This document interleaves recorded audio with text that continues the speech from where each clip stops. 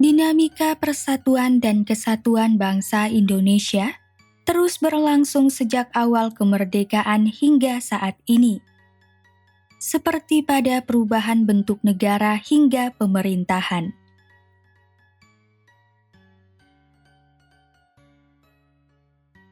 Tidak mengherankan jika sejak awal kemerdekaan, situasi bangsa Indonesia senantiasa diwarnai dengan berbagai aksi separatisme dan gerakan-gerakan yang bertujuan untuk merusak persatuan dan kesatuan bangsa.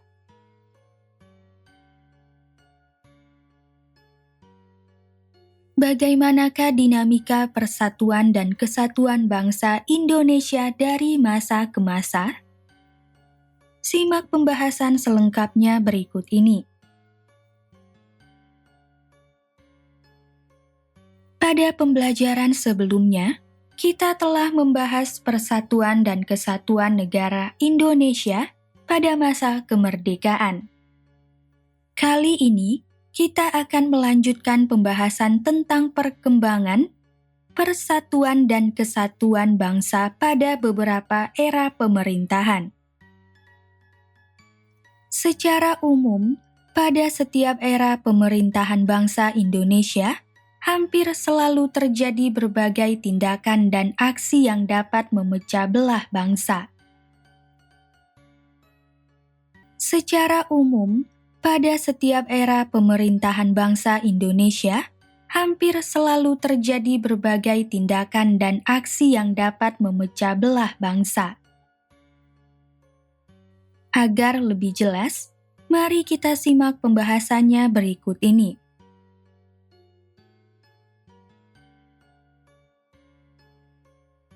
Pertama, persatuan dan kesatuan bangsa pada masa demokrasi liberal atau 17 Agustus 1950 sampai 5 Juli 1959. Adanya berbagai desakan dari seluruh penjuru Nusantara membuat bangsa Indonesia mengambil jalan untuk mengembalikan bentuk negara dari federal menjadi negara kesatuan.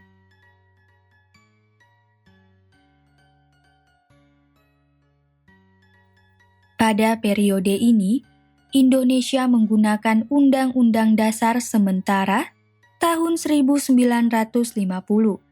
atau UUDS 1950 yang berlaku mulai tanggal 17 Agustus 1950. UUDS 1950 adalah perubahan dari Konstitusi Republik Indonesia Serikat atau RIS yang dilaksanakan sesuai dengan piagam persetujuan antara pemerintah RIS dan pemerintah RI pada 19 Mei 1950.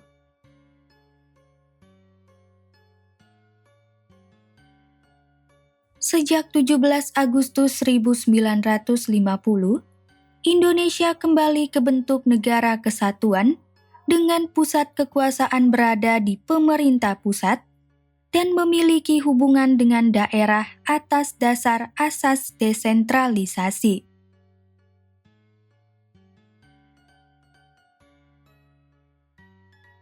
Sementara itu, bentuk pemerintahannya adalah republik dengan presiden sebagai kepala negara dan dibantu oleh wakil presiden beserta menteri-menteri.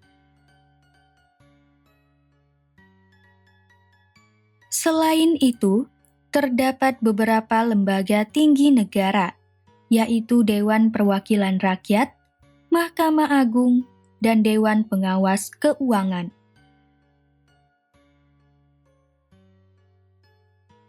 Soekarno menjabat sebagai presiden yang didampingi Muhammad Hatta sebagai wakil presiden.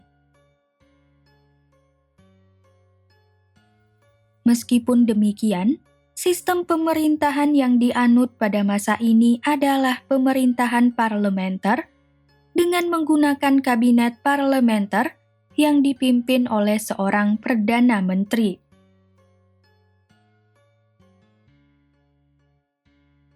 Pada awal berlakunya UU DSRI 1950, dibentuk Dewan Perwakilan Rakyat Sementara yang merupakan gabungan dari anggota DPR RI ditambah ketua, anggota Badan Pekerja Komite Nasional Indonesia Pusat, dan anggota yang ditunjuk oleh Presiden.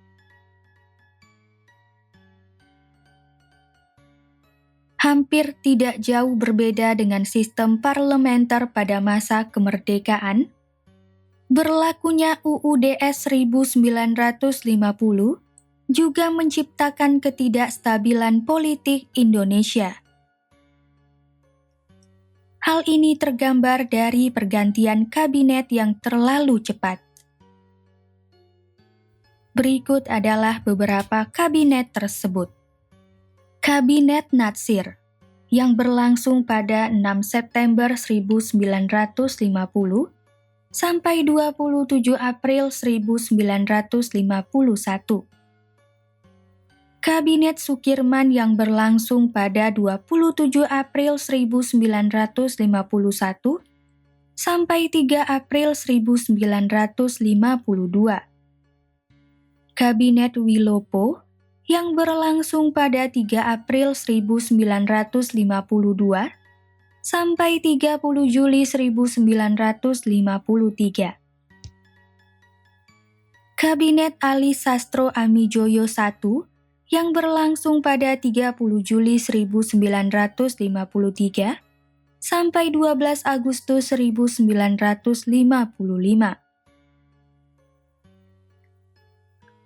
Kabinet Burhanuddin Harahap yang berlangsung pada 12 Agustus 1955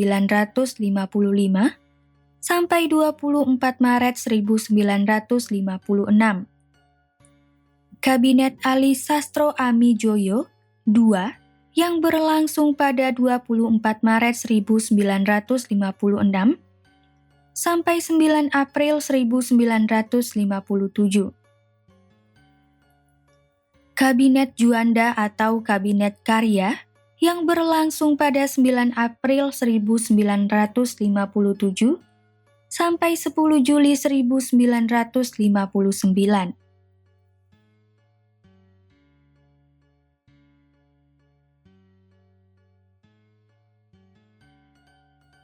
Kita perlu mengetahui bahwa pada masa Kabinet Burhanuddin Harahap terlaksana pemilihan umum untuk pertama kalinya bagi rakyat Indonesia pada tahun 1955.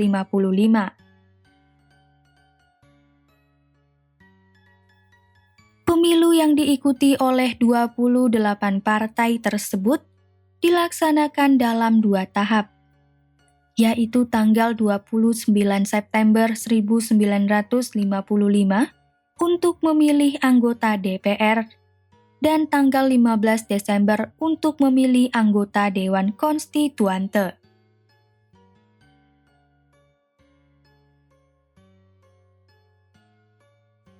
Selain pergantian kabinet yang begitu cepat, hal mendasar lain yang menyebabkan kekacauan politik adalah tidak berhasilnya Dewan Konstituante dalam menyusun Undang-Undang Dasar yang baru. Ketidakberhasilan itu terjadi karena Dewan Konstituante terpecah ke dalam 2 kubu, yaitu kubu nasionalis dan kubu Islamis.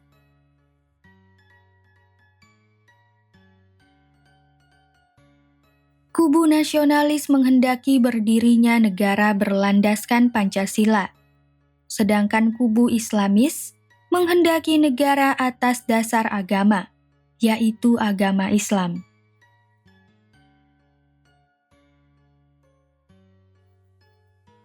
Kondisi tersebut mendorong Presiden Soekarno untuk mengajukan rancangannya mengenai konsep demokrasi terpimpin dalam rangka kembali pada Undang-Undang Dasar 1945. Untuk melaksanakannya, Soekarno mengeluarkan dekret Presiden pada 5 Juli 1959 yang berisi hal-hal sebagai berikut.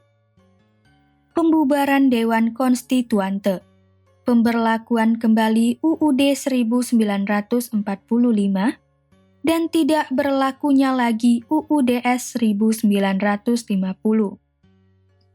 Pembentukan MPR dan DPA sementara.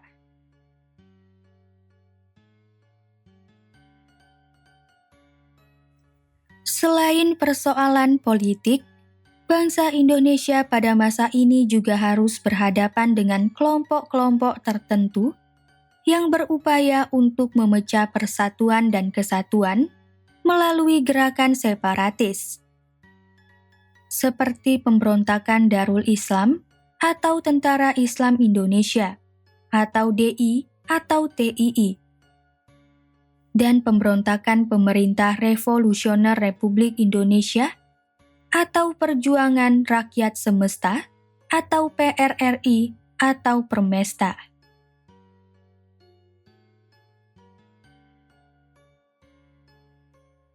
Pemberontakan Darul Islam atau Tentara Islam Indonesia atau DI atau TII. Pemberontakan DI atau TII terjadi di Sulawesi Selatan, Aceh, dan Kalimantan. Mari kita bahas satu persatu.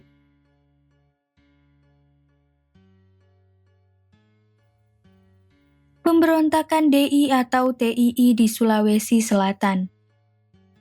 Pemberontakan DI atau TII di Sulawesi Selatan dipimpin oleh Kahar Muzakar.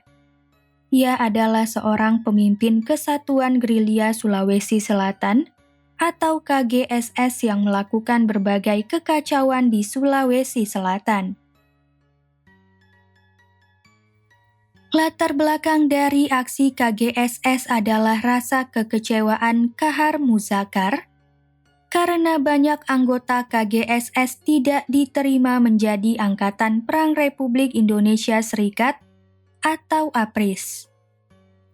Hal ini disebabkan oleh banyaknya anggota KGSS yang tidak memenuhi syarat untuk menjadi tentara Indonesia.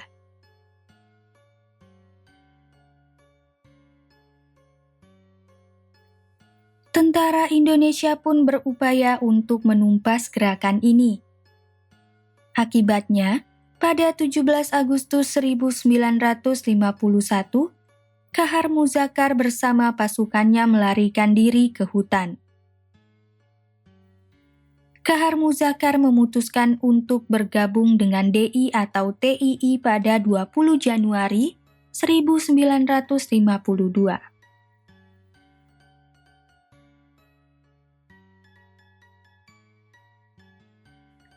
Pada 7 Agustus 1953, Kahar Muzakar mengumumkan jika Sulawesi Selatan dan daerah sekitarnya merupakan bagian dari negara Islam Indonesia di bawah pimpinan Kartosuwiryo di Jawa Barat.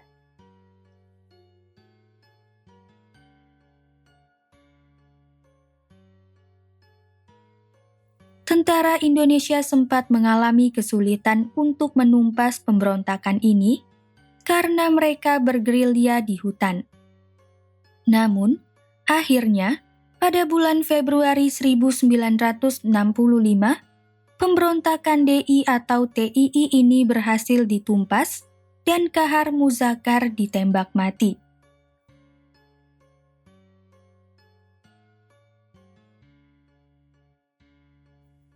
Pemberontakan DI atau TII di Aceh dipimpin oleh Daud Beurah yang merupakan mantan gubernur Aceh. Latar belakang pemberontakan ini adalah ketidakpuasan atas status Aceh dari daerah istimewa menjadi daerah keresidenan di bawah Provinsi Sumatera Utara.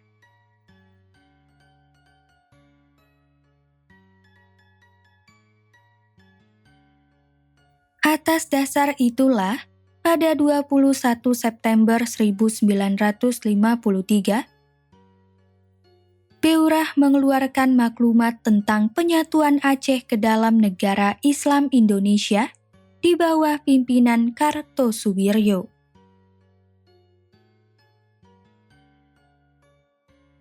Pemerintah Republik Indonesia bereaksi dengan operasi militer dan diplomasi.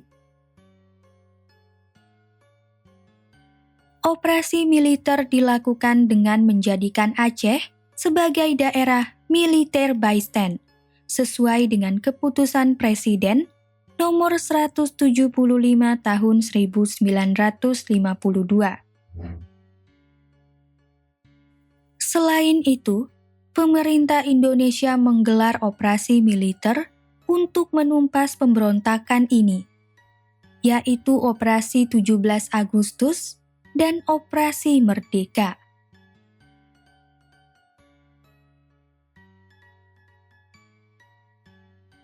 Sementara itu, diplomasi dilakukan pada 17 sampai 28 Desember 1962 dengan diselenggarakannya Musyawarah Kerukunan Rakyat Aceh. Melalui musyawarah tersebut, berhasil dicapai penyelesaian secara damai.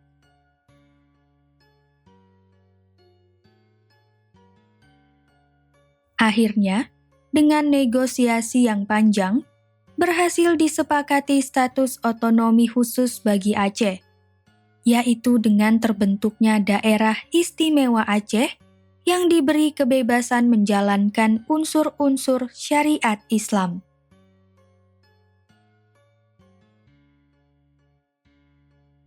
Dengan demikian, berakhirlah pemberontakan DI atau TII Aceh dan terciptalah perdamaian yang sekian lama diidamkan oleh pemerintah Indonesia dan rakyat Aceh.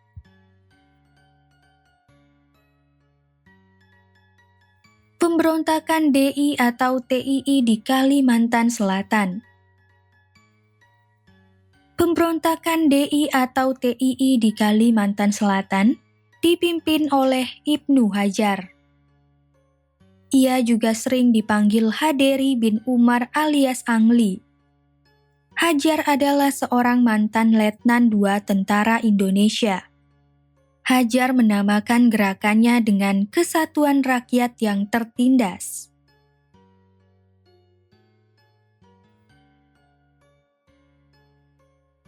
Pada tahun 1954, Ibnu Hajar secara resmi bergabung dengan Negara Islam Indonesia dan ditunjuk sebagai Panglima Tertinggi Tentara Islam Indonesia atau TII.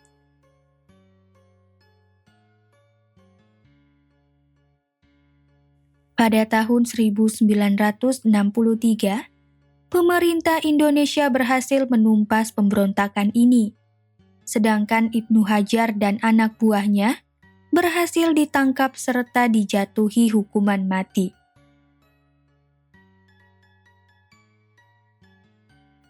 Pemberontakan Pemerintah Revolusioner Republik Indonesia atau Perjuangan Rakyat Semesta atau PRRI atau Permesta.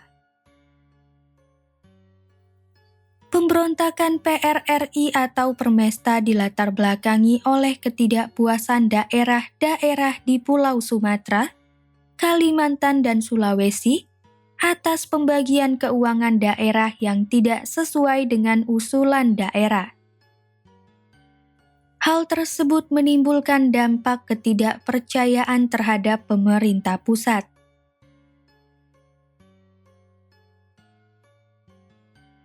Selanjutnya, dibentuk beberapa gerakan dewan sebagai berikut. Dewan Banteng di Sumatera Tengah yang dipimpin oleh Letkol Ahmad Hussein. Dewan Gajah di Sumatera Utara yang dipimpin oleh Letkol M. Simbolon. Dewan Garuda di Sumatera Selatan yang dipimpin oleh Letnan Kolonel Barlian. Dewan Lambung Mangkurat di Kalimantan Selatan yang dipimpin oleh Kolonel M. Basri. Dewan Manguhi di Sulawesi Utara yang dipimpin oleh Letkol Feng J. Samuel.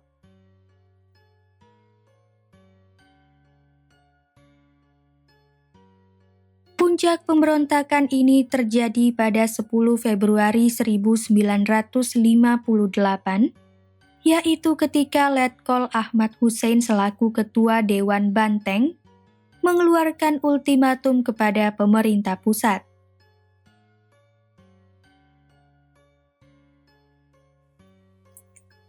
Letkol Ahmad Hussein adalah seorang letnan pada Divisi Banteng dari Badan Keamanan Rakyat atau BKR yang turut berjuang melawan penjajah.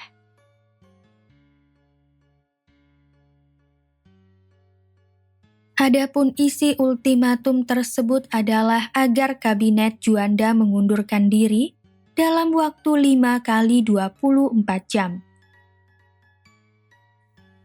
Pemerintah Indonesia pada akhirnya bereaksi dengan memberhentikan Letkol Ahmad Hussein secara tidak hormat dan diikuti operasi militer pada 12 Februari 1958.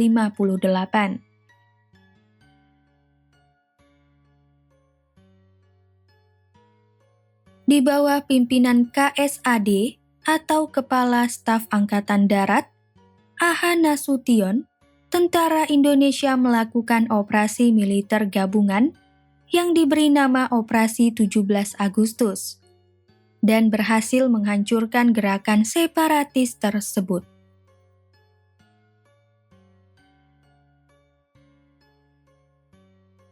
Meskipun demikian, pemberontakan ini terjadi lagi pada 15 Februari 1958.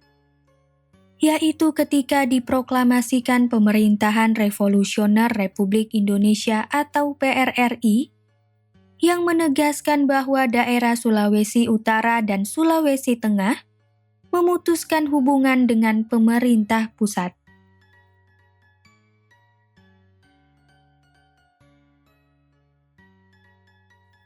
Pemerintah Indonesia kemudian melakukan operasi Sabta Marga dan berhasil melumpuhkan aksi yang dilakukan PRRI atau Permesta.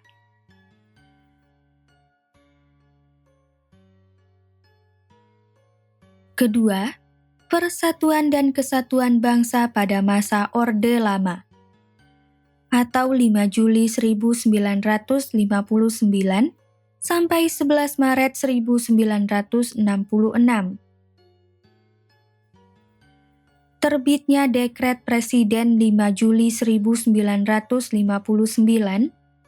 memastikan bahwa Indonesia kembali pada landasan UUD 1945 sebagai konstitusi negara yang berkedudukan sebagai asas penyelenggaraan negara.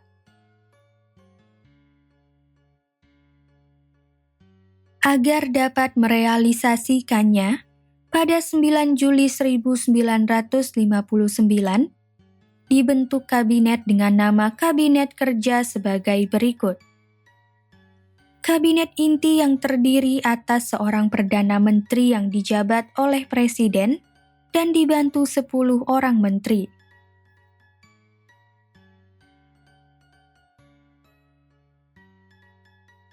Menteri-menteri ex officio, yaitu pejabat-pejabat negara yang karena jabatannya diangkat menjadi menteri.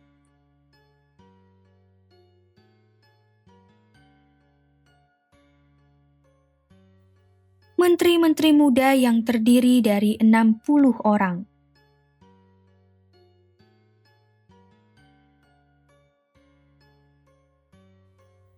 Dengan mempertimbangkan tidak terlaksana dengan baik demokrasi liberal pada periode sebelumnya, Soekarno mencetuskan konsep demokrasi terpimpin. Konsekuensi dari demokrasi terpimpin adalah segala sesuatu didasarkan pada kepemimpinan penguasa. Dalam hal ini, Presiden.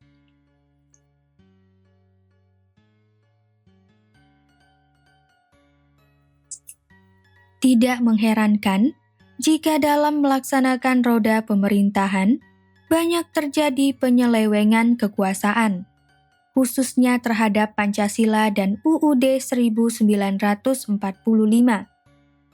karena tidak adanya lembaga lain yang sederajat presiden sebagai lembaga pengawas ataupun kontrol pemerintahan.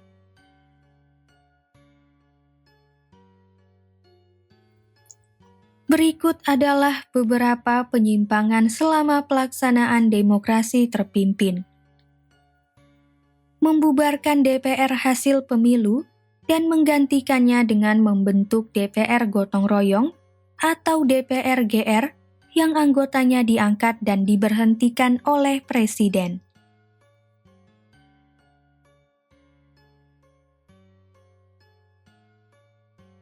Menetapkan Soekarno sebagai presiden seumur hidup oleh Majelis Permusyawaratan Rakyat Sementara atau MPRS.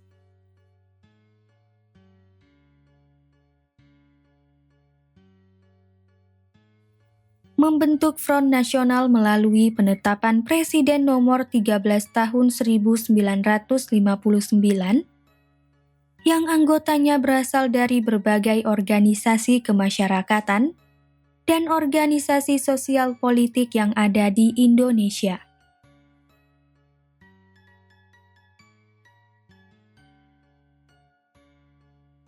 Melakukan upaya penyederhanaan dalam penghayatan Pancasila. Pancasila yang berkedudukan sebagai dasar negara dan pandangan hidup bangsa disederhanakan menjadi 3 unsur yang disebut Trisila. Kemudian Trisila ini disederhanakan lagi menjadi 1 unsur yang disebut Ekasila.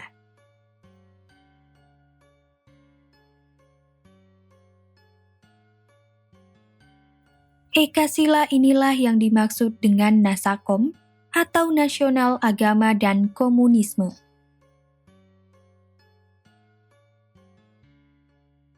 Adanya konsep Nasakom mengakibatkan paham komunisme makin menguat di Indonesia yang direpresentasikan melalui Partai Komunis Indonesia atau PKI.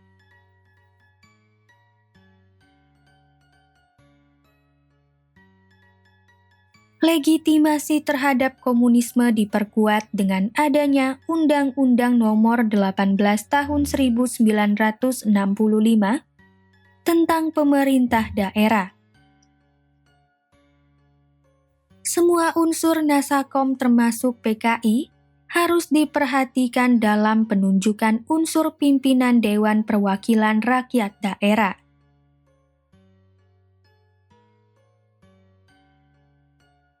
Jika suatu daerah hanya memiliki seorang tokoh PKI yang menjadi anggota DPRD di daerah tersebut, ia harus diikutsertakan sebagai pimpinan DPRD.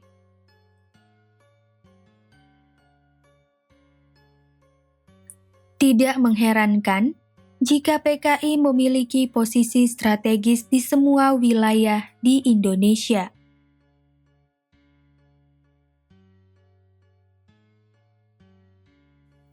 Dengan posisi yang kuat, PKI berusaha untuk mengganti dasar negara Pancasila dengan ideologi komunisme melalui gerakan pada 30 September 1965 yang menewaskan 7 orang perwira TNI Angkatan Darat.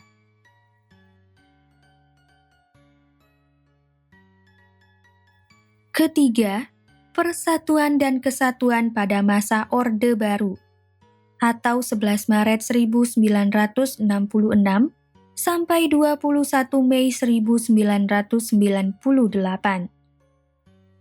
Soeharto yang pada saat itu menjabat sebagai jenderal dari TNI Angkatan Darat muncul ke permukaan politik Indonesia sebagai sosok yang sukses menumpas PKI.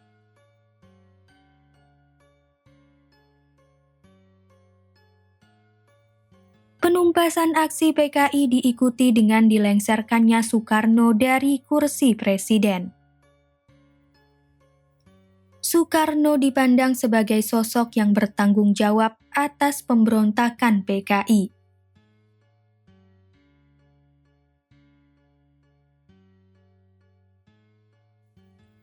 Hal tersebut disebabkan selama masa pemerintahan Soekarno, PKI mendapat tempat istimewa. Misalnya, Banyak anggota PKI yang masuk dalam kabinet serta gagasan Soekarno tentang Nasakom atau nasionalisme agama dan komunisme. Artinya, Soekarno menempatkan komunisme sebagai salah satu ideologi pemerintahannya.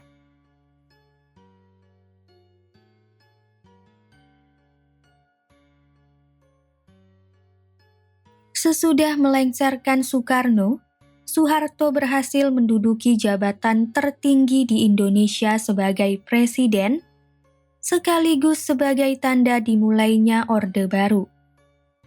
Konsep pemerintahan Soeharto adalah melaksanakan pemerintahan berdasarkan Pancasila, serta Undang-Undang Dasar 1945 secara murni dan konsekuen.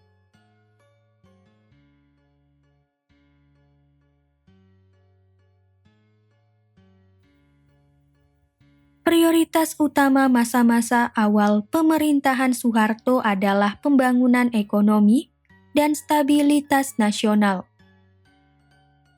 Stabilitas nasional dianggap sebagai penunjang keberhasilan pembangunan ekonomi nasional.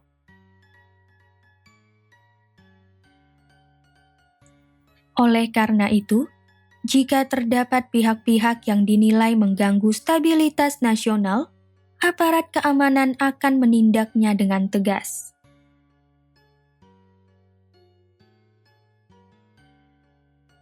Hal itu disebabkan jika stabilitas keamanan terganggu, pembangunan ekonomi juga akan terganggu. Jika pembangunan ekonomi terganggu, pembangunan nasional tidak akan berhasil.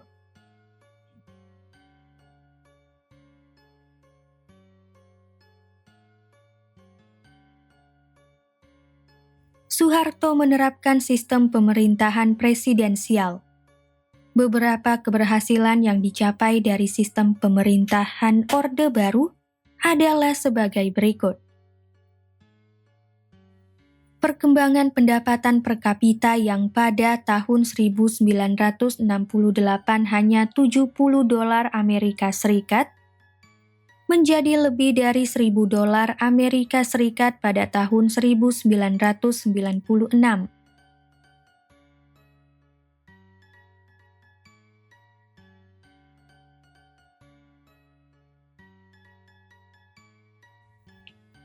Keberhasilan program transmigrasi untuk memindahkan penduduk dari suatu daerah yang padat penduduk ke daerah lain di dalam wilayah Indonesia.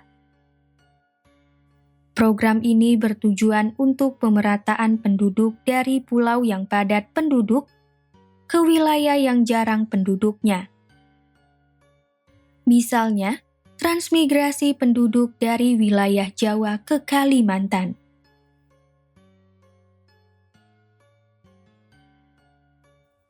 Keberhasilan program keluarga berencana atau KB untuk menekan angka kelahiran dan mengendalikan pertumbuhan penduduk di suatu negara. Program ini bertujuan untuk menekan tingginya angka kelahiran. Hal ini bertujuan agar kesejahteraan yang maksimal di setiap keluarga dapat tercapai. Program ini menganjurkan untuk memiliki 2 anak saja di setiap keluarga.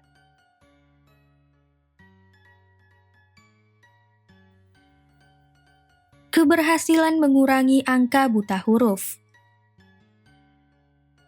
Program ini dilakukan dengan pembangunan lembaga pendidikan, mulai dari sekolah dasar dan menengah hingga perguruan tinggi, di berbagai wilayah di Indonesia.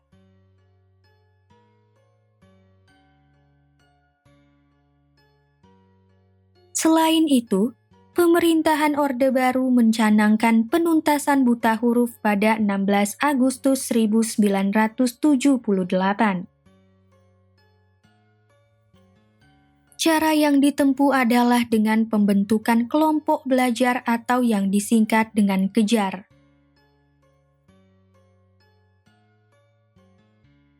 Hasilnya adalah terjadi penurunan angka buta huruf.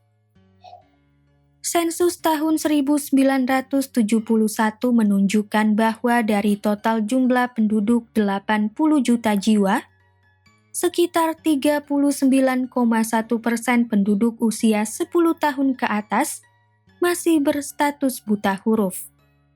10 tahun kemudian, berdasarkan sensus tahun 1980, persentase angka buta huruf tersebut menurun menjadi 28,8%.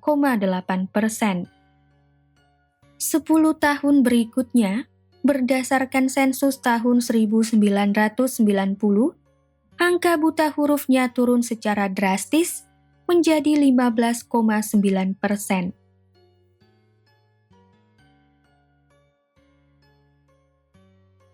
Meskipun demikian, pemerintah Orde Baru juga melakukan penyimpangan terhadap Pancasila dan Undang-Undang Dasar 1945.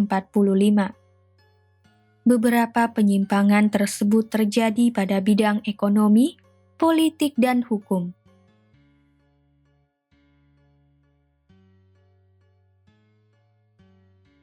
Penyimpangan di bidang ekonomi. Penyelenggaraan ekonomi tidak didasarkan pada pasal 33 Undang-Undang Dasar 1945. Hal itu antara lain ditandai dengan terjadinya praktik monopoli ekonomi. Orang-orang yang berada dalam lingkaran Soeharto seperti keluarga dan kenalan mendapat porsi lebih untuk mengurusi proyek-proyek nasional yang strategis.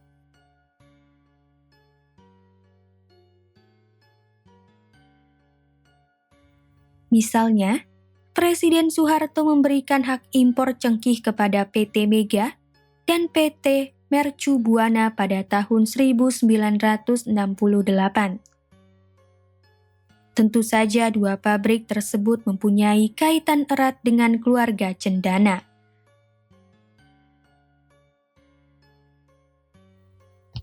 Selain itu, pembangunan ekonomi bersifat sentralistik sehingga terjadi jurang pemisah antara pusat dan daerah. Pembangunan ekonomi dilandasi oleh tekad untuk kepentingan individu. Hal ini tercermin dari pembangunan yang tidak merata di seluruh wilayah Indonesia. Sebagian besar wilayah Indonesia, khususnya wilayah di bagian timur, mengalami ketertinggalan dalam hal ekonomi dari wilayah Indonesia bagian barat.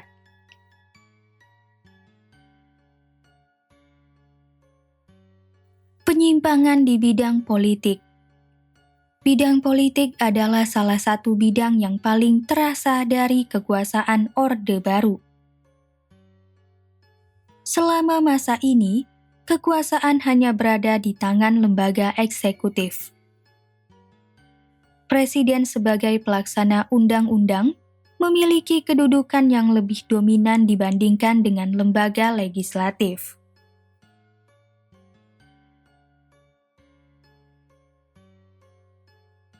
Pemerintahan bersifat sentralistik sehingga berbagai keputusan disosialisasikan dengan sistem komando.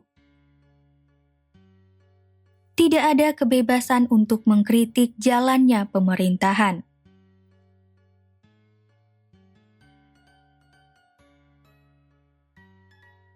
Praktik KKN atau kolusi korupsi dan nepotisme biasa terjadi yang tentunya merugikan perekonomian negara serta mengurangi kepercayaan masyarakat. Hal ini tentu tidak lepas dari kebijakan restrukturisasi partai politik semenjak Soeharto berkuasa.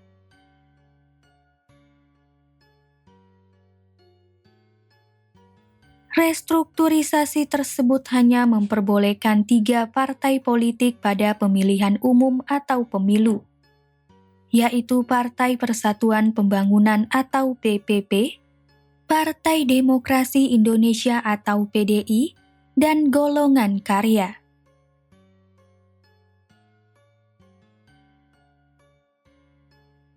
Partai Persatuan Pembangunan atau PPP adalah gabungan dari NU atau Nahdlatul Ulama, Parmusi atau Persaudaraan Muslimin Indonesia, PSII atau Partai Syarikat Islam Indonesia, dan PERTI atau Persatuan Tarbiyah Islamiyah.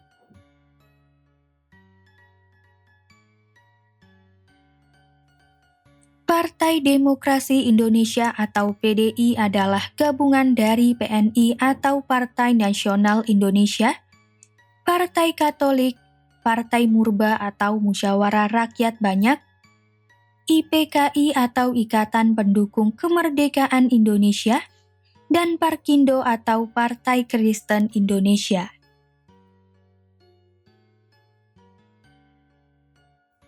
Sementara itu, Golongan Karya adalah sebuah organisasi non-parpol yang berada dalam lingkaran politik Orde Baru. Golkar semula dibentuk dalam tubuh Angkatan Darat sebagai saluran aspirasi politik militer dan kemudian berkembang menjadi kendaraan politik militer selepas Soekarno lengser dari presiden.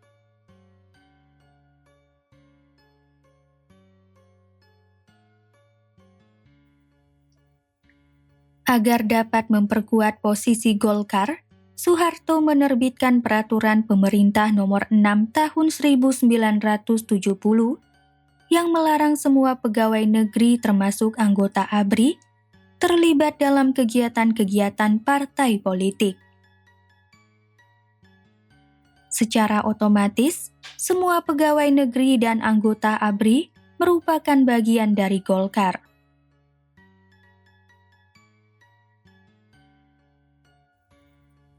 Tidak mengherankan jika pada pemilihan umum atau pemilu 1971, Golkar keluar sebagai pemenang dengan 62,82% suara nasional. Inilah awal kemenangan mutlak beruntun yang didapatkan Golkar pada setiap pemilu era Orba.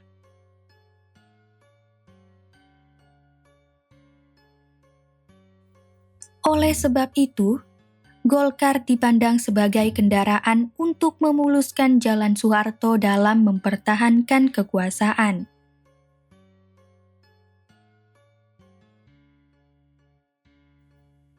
Penyimpangan di bidang hukum. Persoalan hukum pada waktu itu mengikuti persoalan politik. Jika panggung politik hanya dikuasai oleh presiden, hukum pun berada dalam kekuasaannya. Hal ini dimulai dari sistem perundang-undangan yang kurang memadai untuk membatasi kekuasaan presiden, sehingga memberi peluang terjadinya praktik KKN dalam pemerintahan.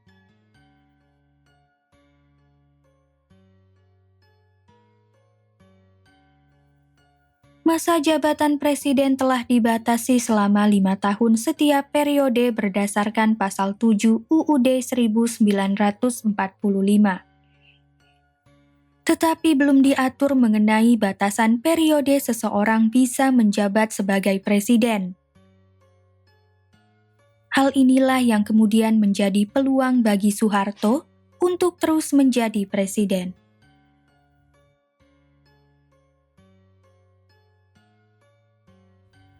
Sementara itu, supremasi hukum masih bersifat tebang pilih. Hukum bersifat kebal terhadap penguasa dan konglomerat yang dekat dengan penguasa. Tidak mengherankan jika pada masa ini, Indonesia terjerembab pada suatu keadaan krisis multidimensional.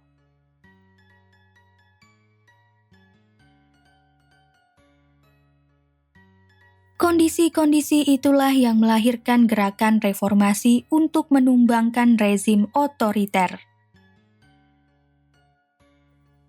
Berbagai gelombang demonstrasi yang dipelopori oleh mahasiswa dari berbagai daerah akhirnya dapat menumbangkan Soeharto.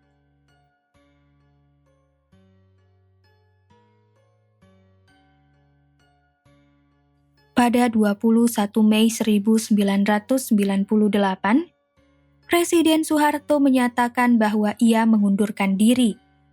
B.J. Habibie yang ketika itu menjabat sebagai wakil presiden pun mendapat amanah untuk mengisi kursi presiden. Masa jabatan Presiden B.J. Habibie hanya berlangsung selama 1 tahun.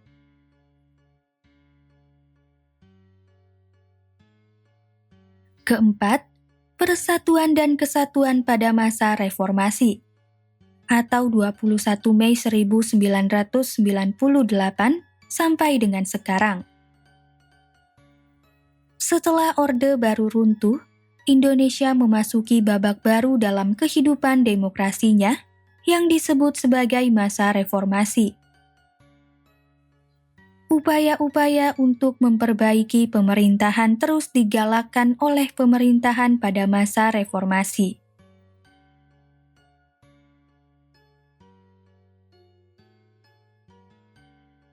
Pada dasarnya, masa reformasi lahir untuk mendorong usaha penegakan kedaulatan rakyat dan mewujudkan pemerintahan yang bersih dari korupsi, kolusi, dan nepotisme.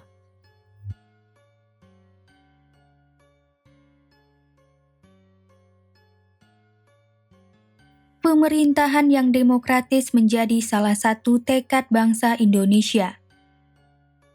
Oleh karena itu, bangsa Indonesia menerapkan pemerintahan yang berdasarkan pada konstitusi.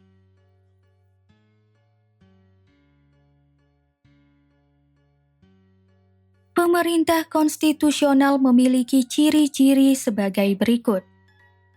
Memiliki pembatasan kekuasaan pemerintahan atau eksekutif. Untuk membatasi kekuasaan eksekutif, Majelis Permusyawaratan Rakyat atau MPR mengamandemen pasal 7 UUD 1945 dari yang sebelumnya berbunyi, Presiden dan Wakil Presiden memegang jabatannya selama masa 5 tahun, dan sesudahnya dapat dipilih kembali. Menjadi, Presiden dan Wakil Presiden memegang jabatan selama 5 tahun, dan sesudahnya dapat dipilih kembali dalam jabatan yang sama, hanya untuk 1 kali masa jabatan. Dengan demikian, Presiden hanya dapat menduduki jabatannya selama 2 periode.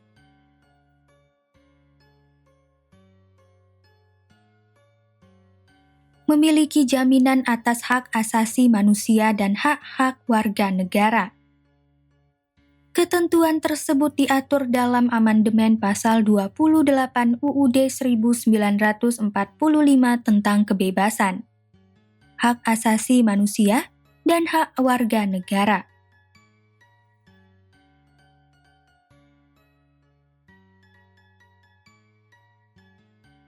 Selain itu, MPR juga melakukan amandemen terhadap Undang-Undang Dasar 1945 sebanyak 4 kali, yaitu tahun 1999, 2000, 2001, dan 2002. Dengan adanya amandemen tersebut, diharapkan dapat terbentuk sistem pemerintahan yang lebih baik daripada sebelumnya.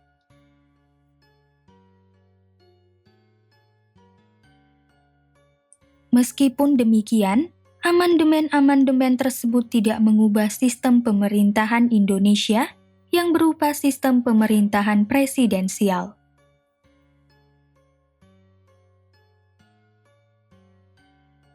Dengan adanya amandemen, kedudukan presiden tidak menjadi lebih dominan atas lembaga tinggi negara lainnya, seperti lembaga legislatif atau DPR.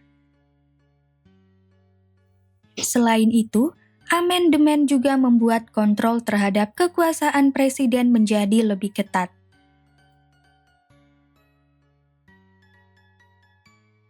Dari sisi ketatanegaraan, amandemen telah mengubah struktur ketatanegaraan Indonesia.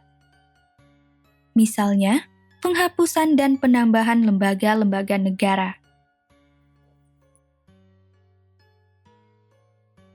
Secara umum, perubahan-perubahan mendasar dalam ketatanegaraan Indonesia setelah amandemen adalah sebagai berikut. Pasal 1 ayat 2 menyatakan bahwa kedaulatan di tangan rakyat dan dilakukan menurut Undang-Undang Dasar. Sebelum amandemen, kedaulatan berada di tangan rakyat dan dilakukan sepenuhnya oleh Majelis Permusyawaratan Rakyat. Sesungguhnya, kedaulatan tertinggi berada di tangan MPR sebagai penjelmaan dari seluruh rakyat Indonesia.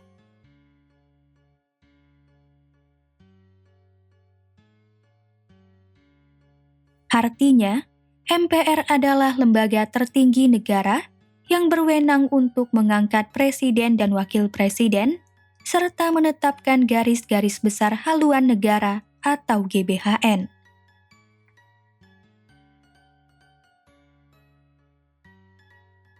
Pasal 2 ayat 1 menyatakan bahwa MPR adalah lembaga bikameral, yaitu terdiri atas anggota DPR dan anggota DPD. Sebelum amandemen, MPR berkedudukan sebagai lembaga tertinggi negara, sebagai pelaku sepenuhnya kedaulatan rakyat, dan kekuasaannya tidak terbatas.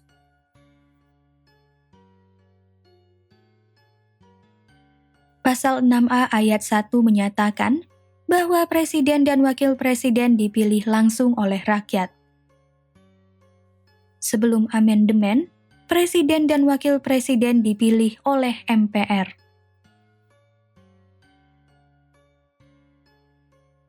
Pasal 7 menyatakan bahwa presiden memegang jabatan selama 5 tahun dan dapat dipilih kembali dalam jabatan yang sama untuk 1 kali masa jabatan.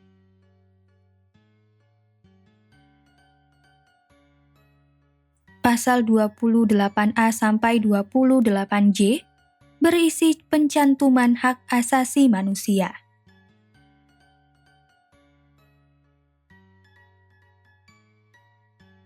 Dewan Pertimbangan Agung atau DPA sebagai lembaga tinggi negara dihapus. Sebelum amandemen, DPA bertugas memberi pertimbangan dan menjawab pertanyaan presiden. Dalam kenyataannya, DPA tidak berjalan efektif. Pendapat dan saran tidak memiliki ikatan hukum apapun dan sering diabaikan presiden.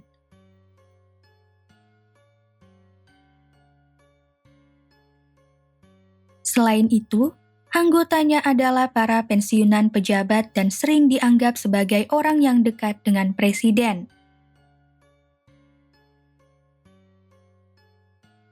Presiden bukan sebagai mandataris MPR. Sebelum amandemen, presiden adalah mandataris MPR untuk menerima mandat MPR.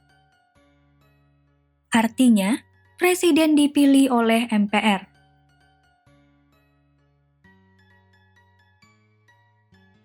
MPR tidak lagi menyusun GBHN. Sesudah amandemen, tidak ada lagi GBHN atau garis-garis besar haluan negara karena GBHN dipandang sebagai instrumen untuk melanggengkan kekuasaan oleh presiden.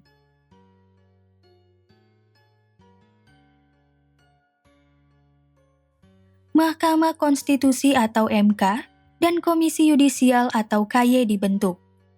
Pasal 24B dan 24C. Sebelum amandemen, kekuasaan kehakiman secara utuh dipegang oleh Mahkamah Agung sebagai satu-satunya lembaga yang ada. Hal ini dapat menyebabkan lahirnya penyelewengan kekuasaan kehakiman, seperti pada kasus intervensi pemerintah sebagaimana terjadi pada masa Orde Baru.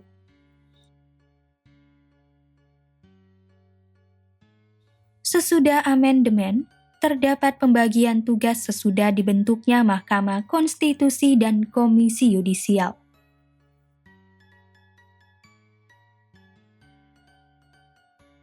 Anggaran pendidikan minimal sebesar 20%, Pasal 31 ayat 4. Sebelum amandemen, anggaran pendidikan nasional tidak ditentukan secara real dalam undang-undang, Dengan adanya amandemen, pendidikan benar-benar menjadi fokus pemerintah untuk memajukan peradaban bangsa melalui dunia pendidikan.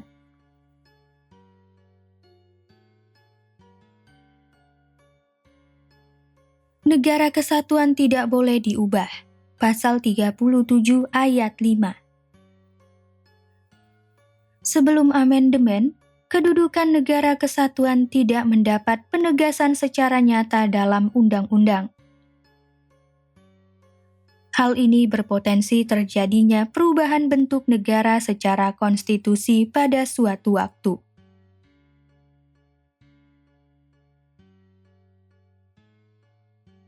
Oleh sebab itu, dengan adanya penegasan ini dalam amandemen, bentuk negara kesatuan mendapat legitimasi sebagai sesuatu yang tidak dapat diubah.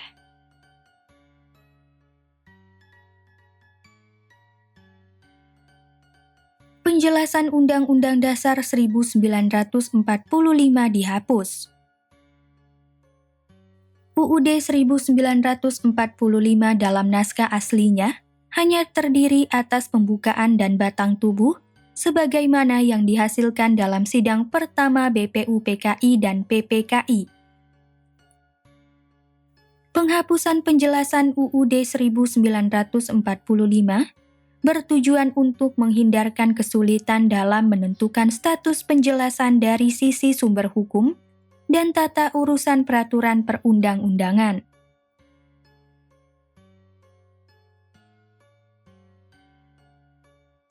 Meskipun telah memasuki masa reformasi dengan berbagai perubahan dalam kehidupan berbangsa dan bernegara, bangsa Indonesia tetap diwarnai oleh berbagai konflik yang dipandang dapat memecah belah persatuan dan kesatuan bangsa.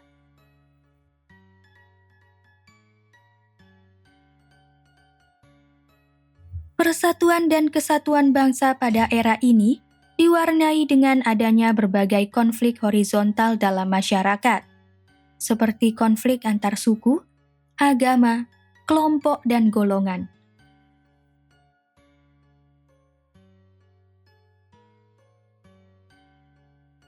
Konflik antar suku antara lain terjadi di Sampit, Kalimantan pada tahun 2001 antara suku Dayak dan Madura.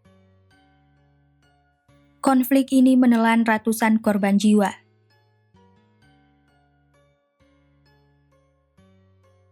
Konflik antar agama antara lain terjadi di Ambon pada tahun 1999 sampai 2001.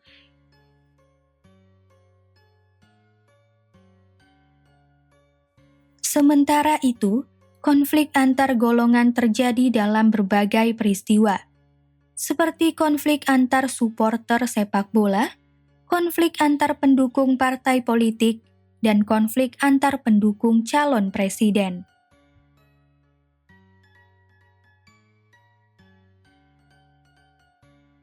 Selain konflik antar masyarakat, terdapat juga berbagai aksi yang terus mengancam persatuan dan kesatuan, seperti aksi terorisme dan radikalisme.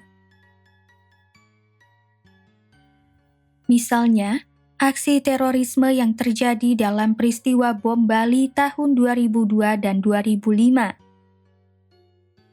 Aksi ini dilakukan oleh kelompok Jemaah Islamiyah.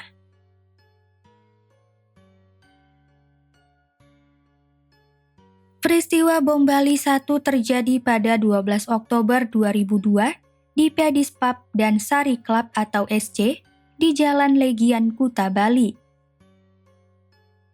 Peristiwa ini memakan 202 korban jiwa dan 209 orang luka-luka atau cedera.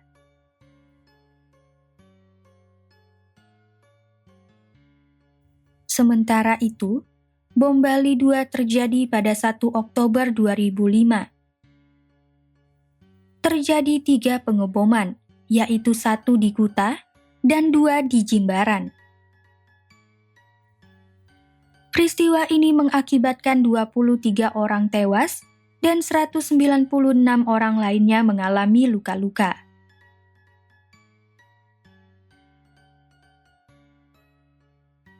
Adapun radikalisme tercermin dari berbagai aksi bom bunuh diri. Dalam melaksanakan aksinya, pelaku terorisme menggunakan bahan peledak yang dilapisi pakaian dan meledakkan diri di tempat yang menjadi target, seperti pusat keramaian. Misalnya, peristiwa bom Sarinah di Jakarta pada tahun 2016.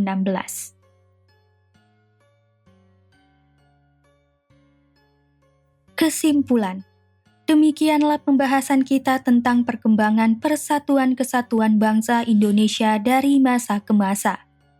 Pada setiap era, bangsa Indonesia selalu diwarnai oleh berbagai tindakan atau gerakan yang dapat memecah belah bangsa Indonesia.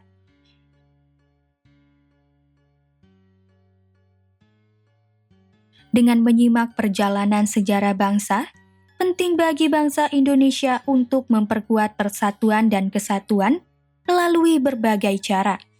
Salah satunya, menguatkan supremasi hukum. Dengan demikian, setiap anggota masyarakat dituntut untuk mengambil bagian dalam upaya menjaga persatuan dan kesatuan bangsa, agar kita dapat menjadi bangsa yang kuat, berkembang, dan maju.